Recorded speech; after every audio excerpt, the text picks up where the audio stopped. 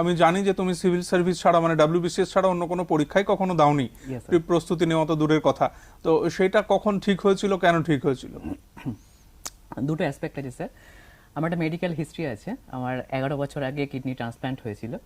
তো তারপরে আমি শিওর ছিলাম না যে আমি কোন মানে কি নিয়ে পড়াশোনা করবো, ভবিষ্যৎ প্ল্যানটা অতটা আর কি একটু হেজিই ছিল আমি বলবো।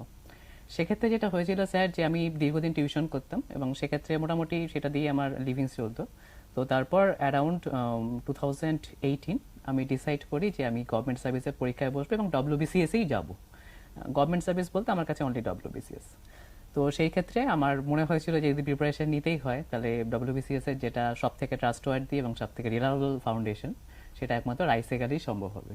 তো আমি 2018-এর সেপ্টেম্বর মাসে আমি রাইসে জয়েন করি এবং পাশাপাশি প্যারালালি আমি রাইসের সাথে সাথে নিজের প্রিপারেশন নিতে স্টার্ট করি এবং লাকিলি 2019